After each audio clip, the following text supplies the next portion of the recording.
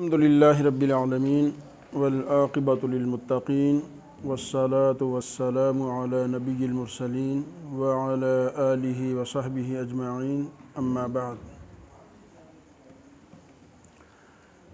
مجھے جو موضوع دیا گیا ہے وہ ہے امام مسجد میں کیا قابلیت ہونی چاہیے، اور ہمارا یہ جو کورس ہے اس کا عنوان بھی یہ ہے تخصص الائمہ والدعاة۔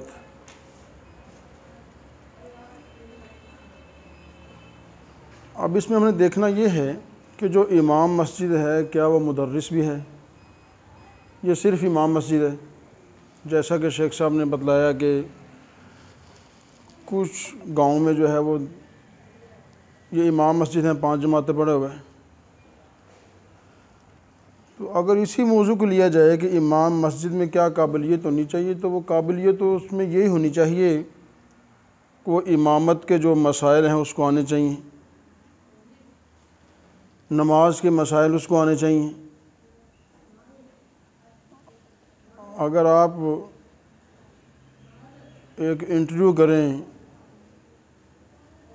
یا مختلف مساجد میں جا کے یہ دیکھیں تو بہت سے ائمہ مساجد ایسے ہوں گے کہ جن کو سجدہ سہو کے مسائل کا نہیں پتہ ہوگا۔ یہ بھی ایک بڑا اہم مسئلہ ہے۔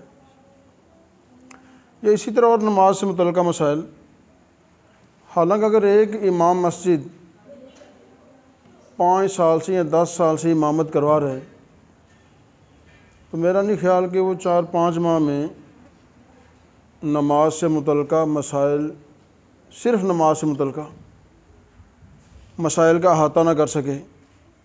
اگر وہ روزانہ سیکھنا شروع کرے تو بہرحال ہماری مراد یہاں ہے امام مسجد اور اس کے ساتھ وہ مدرس قرآن، یعنی بچوں کو پڑھاتا بھی ہے اور امام بھی ہے۔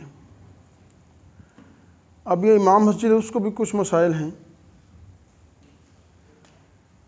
ہم نے سعودی عرب میں دیکھا ہے کہ وہاں اکثر مساجد میں جو امام مسجد ہے نا، یہ جس نے پی ایچ ڈی کی ہوئی ہے، پی ایچ ڈی کس میں؟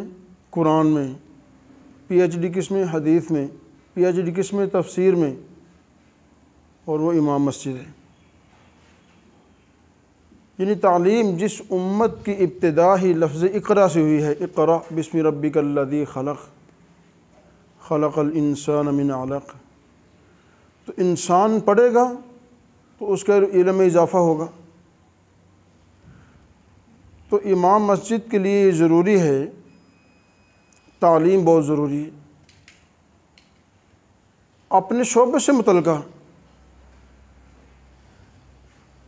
اور اس کے پیچھے نماز پڑھنے والے بچے بھی ہیں، بوڑھے بھی ہیں، جوان بھی ہیں، جاہل بھی ہیں، تعلیم یافتہ بھی ہیں۔ اور جیسا کہ عام طور پر مشہور ہے کہ جو گھر میں جس کو کسی پہ غصہ ہو تو وہ غصہ آ کے امام پہ نکالتا ہے۔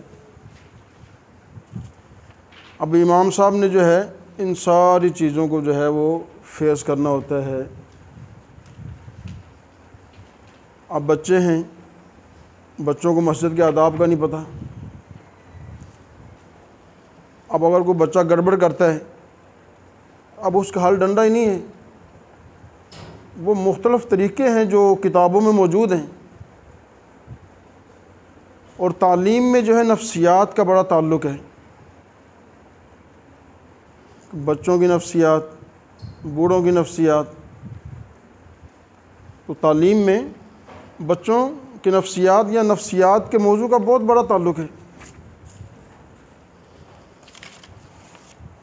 مسلمان جو ہیں ان کو ایک ایسی جگہ کی ضرورت ہے، بلکہ اللہ تبارک و تعالیٰ نے وہ جگہ مقرر کر دی، اور وہ جگہ مسجد ہے۔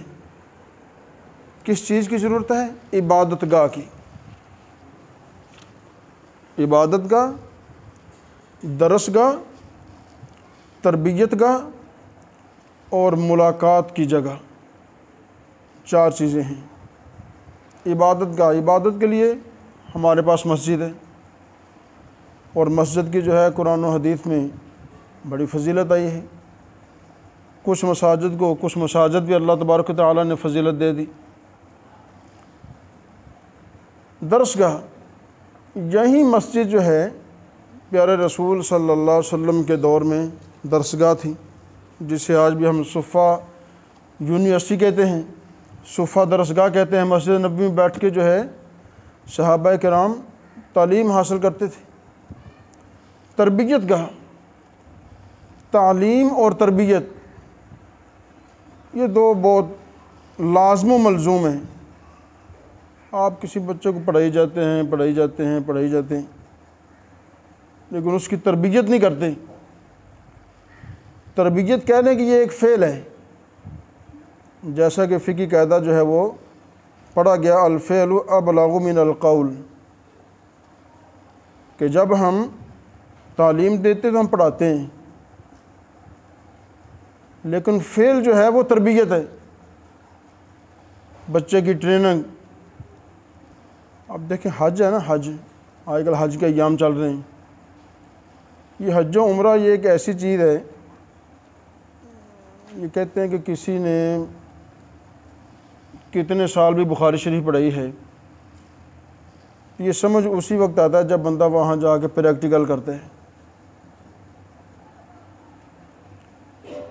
اب صفا مروہ کا جو ہے وہ دیکھ لیں، صفا سے مروہ تک چکر لگائیں تو ایک چکر شمار ہوتا ہے۔ ہمارے پاکستان کے ایک بہت بڑے محدث، میں ان کا نام نہیں لیتا، تو انہوں نے 14 چکر لگائے، یعنی صفا سے مروہ، مروہ سے صفا ایک چکر شمار کیا، یعنی ان کا ایک نام ہے، اور ماشاءاللہ بہت علمی آدمی ہیں۔ تو یہ ہے پریکٹیکل، یہ تربیت، یہ بھی بہت اہم چیز ہے۔ تو اس کا امام کو علم ہوگا تو آگے لوگوں کو کی تربیت کر سکے گا، اور اس کے لیے خود بھی جو ہے نمونہ بننا ہوگا، خود بھی اپنا فعل پیش کرنا ہوگا۔ یہ نہیں کہ فجر کی نماز ہے، اب خود تو سویا ہوا نمازی جو ہیں وہ امام صاحب کا انتظار کر رہے ہیں، یا اسی طرح اور معاملات ہیں کہ امام صاحب جو ہیں انہوں نے 10 بندوں سے پیسے ادھار لیے ہوئے ہیں، اب کسی کو واپس نہیں کر رہے۔ بہت سے معاملات ہیں، اس کی کئی وجوہات بھی ہوتی ہیں۔ بعض اوقات وہ بچپن سے اس کی طبیعت ایسی بنی ہوتی ہے، یا بعض اوقات اس کے حالات ہی جو ہے وہ اس کو ایسا بنا دیتے ہیں۔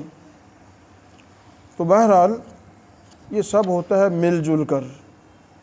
جو مسجد کی انتظامیہ ہے، نمازی ہیں، وہ امام مسجد کے بارے میں حسن ظن رکھیں، ان کے ساتھ اچھے اخلاق کے ساتھ پیش آئیں کہ یہ ہمارا امام ہے، نہ کہ اس کو ملازم سمجھیں اور اس کو اس طرح بلائیں کہ جس سے جو ہے وہ کوئی مزدور کہیں کام کرتا ہے۔